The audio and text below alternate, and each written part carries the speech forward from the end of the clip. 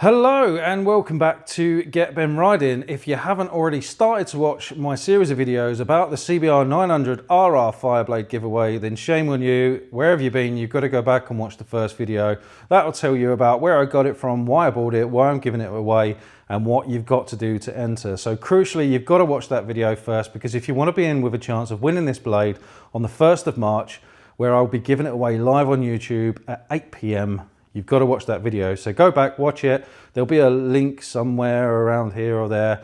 And then come back and watch this, because I'm starting work on the blade and I identified some issues the last time when we first got the bike that need rectifying. And today I'm going to be doing some stuff like fitting some brakey type stuff. I'm going to be carrying out an annual service, potentially more than that. I'm going to be testing the voltage system as well. Potentially there might be an issue with that. Yeah, we're just going to get all up in a grill really. So stay tuned, we're going to crack on with that. But if you haven't already, go and watch the video in the linky thing.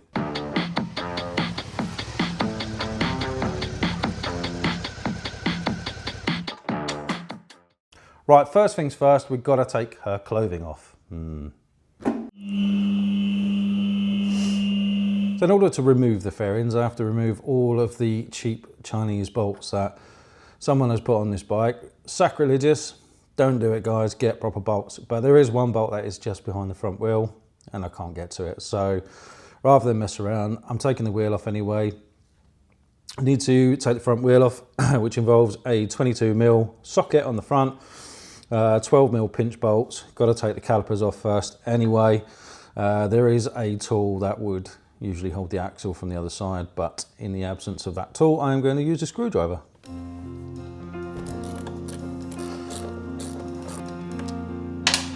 Worried about the wheel because so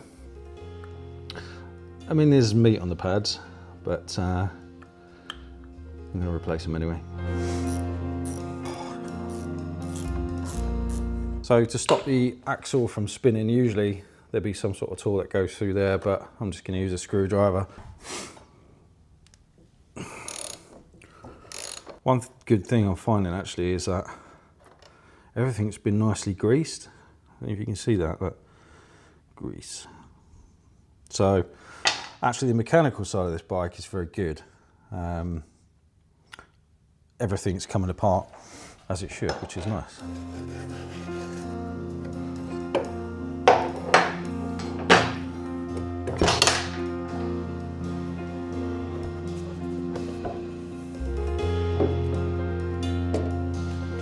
So the reason for changing the discs in the first place were that they are really quite lipped and quite scored. As you run your finger across them, you can see and feel that, that they're lipped.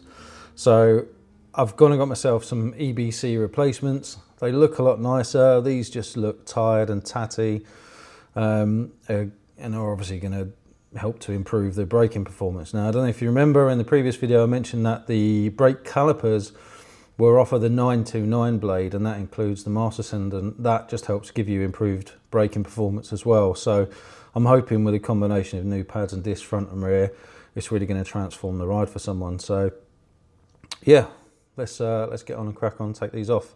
A little bit concerned about the condition of these bolts. These are like a single-use bolt, so ideally you should replace these. I'm going to have a look at them and see whether or not they can be used again. I'm gonna say they probably need replacing. Yeah, so as I thought, these, oh man, these are not great. They're definitely gonna need replacing. Someone's been at these with a torque spit, I think.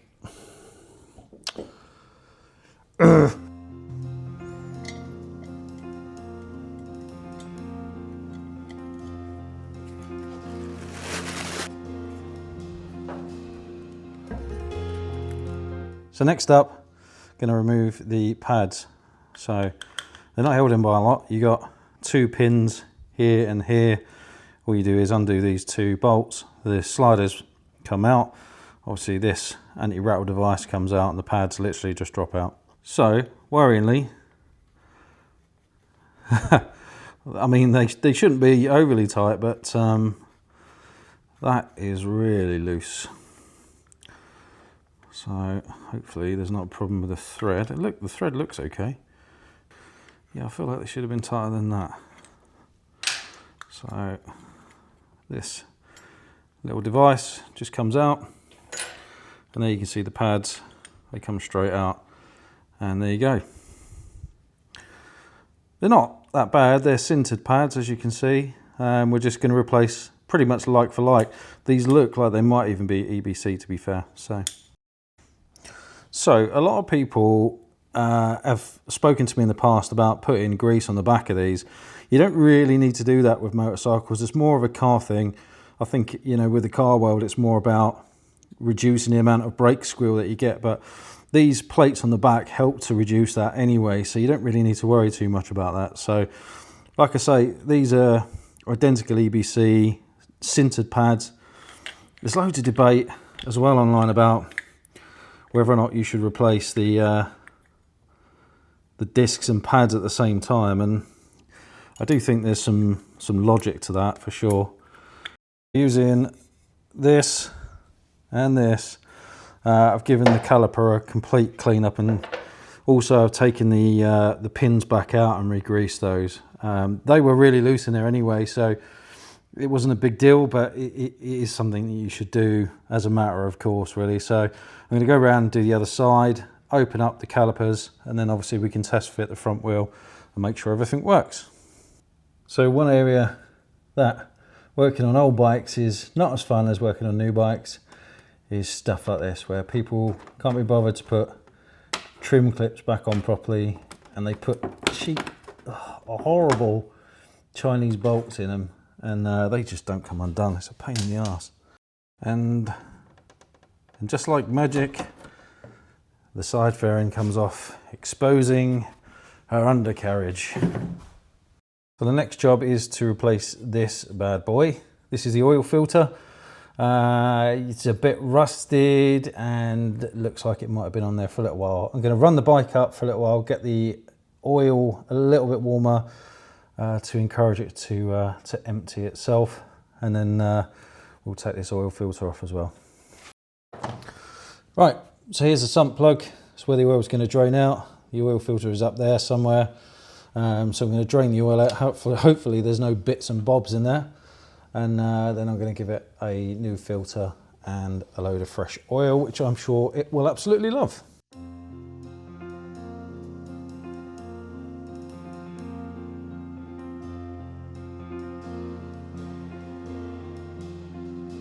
Right, so while that's draining, I am going to replace this, which is the sump plug. Interestingly, when it came off, it didn't have a crush washer. And according to the world, it needs one. Next up, filter. It's a HF303. Nothing particularly fancy about it, apart from the fact that it filters oil. This is a new shiny sealed one. I'm going to prime this with a little bit of oil so that when the engine first starts up, it's not going to start up completely empty of oil. Again, these don't need to be savagely tight. So I'm going to fill this with oil. The manual says between 3.5 and 3.7 litres of 10W40. So I'm going to put 2 litres in first, let it settle for a minute, and then go and do the other 1.5, 2 litres, whatever it is. So I've got it sitting quite nicely at the halfway point, which is where you want it, but don't let that fool you. Obviously the engine is stone cold, so I'm going to run it up to temperature, check it for any leaks, and then yeah, we'll call that a job well done.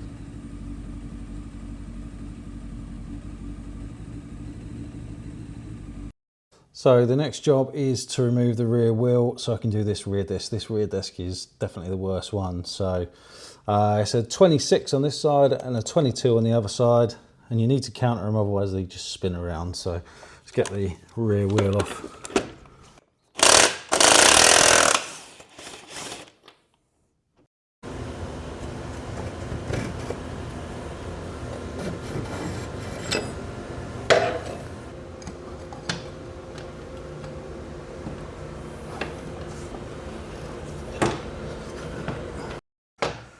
Right, so with the rear wheel out, you can see how the rear caliper works. So it's on a sliding mechanism. So see this locator here, it goes in this groove here, so that when the wheel is adjusted, in theory, this should be free to slide forward and back. Now, this could definitely use a bit of grease, and it definitely needs a bit of a clean. So it's not sliding particularly well. So it's a good opportunity while the wheel's out to give that a good clean up. But the first thing I need to turn my attention to is this rear caliper. So the first thing I've noticed is that that piston is pushed most of the way out, and it's a bit minging. So I'm going to get in there, clean that up, re-grease all of these pins, and hopefully bring it back to life a little bit. Right, so some jiggery pokery is needed here. So just here, there's a little cover that you have to undo to get to the rear caliper pin, and it's just fallen out. This is it. Don't worry, you haven't snapped the head off the bolt. The caliper pin is inside this little recess here and requires a torque wrench to get it. It requires again, quite loose. So this bike, in terms of the mechanics of this bike, it's been quite well maintained, and if I'm honest. All the caliper sliders have been greased and everything like that, so whoever's maintained this, they've not done a bad job, in fairness, apart from the fact that all the brakes are knackered. There goes one pad, there goes two pads. And that is the difference between the pads. Right, so with some jiggery and some pokery, I've cleaned the caliper up, I've re-greased the pin and separated the new brake pads. It's a massive difference. The piston needed a fair amount of persuading to go back in, so hopefully that's not going to stick when the bike goes back together. So while the rear wheel is off, it gives me a chance to inspect the cush drive. Now, if you don't know what cush drives are, they're these little rubber things in here. They go in the rear wheel, and they're basically the spaces between the sprocket carrier. So the sprocket carrier mounts in these holes around here. The cush drive basically is designed to absorb the rotational force each time you put torque through it. So over time they do wear, they perish. Obviously they're rubber. I've had a look at these, and whilst they're not the best ones I've ever seen, they're actually, for a 25-year-old bike, they're in pretty good condition. So I'm going to leave those for now. Once I've done a more thorough road test, I'll have a better idea about whether or not they need replacing. Also the bearings look pretty new, so I'm going to assume that, again, whoever's maintained this bike has done a pretty good job, to be fair. That's one of the good things about this, you know, as long as it's mechanically sound, the cosmetics and stuff you can do later, but the main thing for me is to do a proper road test. I want to be able to ride this bike properly, so obviously I'm not going to give the bike away in a condition to someone that I wouldn't ride myself. So all the bits that I'm doing are all things that absolutely need to be done. So now we're going to change the disc on the other side of this wheel. So as you can see, this disc is quite a bit worse than the front disc. As you run your finger over it, I mean, it's rippled really badly. It's possible that the rear caliper's seized on at some point, and that's obviously damaged the disc. So yeah, definitely time for a replacement. Whoa.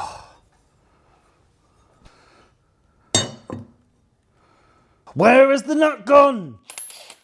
Oh, I can't find me nut. Ah. So it turns out the nut is right here, right where I left it. So I'm about to go ahead and put the front wheel back in. I've got the oil change done. The front and rear brakes are done. I've adjusted the chain, lubricated the chain. It's almost ready for its first ride. There's a couple of bits that I've got to do. I've got to check on this rectifier issue. There's some wiring bits that I've got to do. I want to check the spark plugs, and I'm going to do the valve clearance gaps as well, because I've got no history of that having been done. There's some cosmetic bits and bobs that I'm going to do, but the main thing for me is to get it mechanically sound. I want to get it through the MOT. I want to do a thorough test ride, make sure everything works, make sure it doesn't overheat, make sure it doesn't cut out and all this kind of stuff before I do the comparison with the new Fireblade. So if you want to win this bike, you've got to be in it to win it. If you haven't already watched the previous video, please go to the Get Ben Riding website, click on the Win a Fireblade tab, watch the video, and it will tell you everything you need to know. Plus, if you're going to win this bike, it'd be cool to have the backstory with it as well. In the next video, I'm going to be looking at the electrics. I'm going to be doing the valve clearances, air filter and spark plugs, and then I'm going to be doing the last few bits of MOT prep before the first ride. So if you haven't already, please like and subscribe to the channel. Every single person that subscribes helps keep me doing this. I give up a lot of my free time to do it because I enjoy it. And I'm really looking forward to seeing who wins the bike. I really hope it goes to someone who will appreciate it and ride it and carry on doing some more work on it. It's great to see these old bikes on the road, though I am looking forward to doing the test ride video where I compare the new blade and the old blade. So stay tuned for that. Thanks very much for watching. I'm going to button this up now and say goodnight. So I'll catch you next time.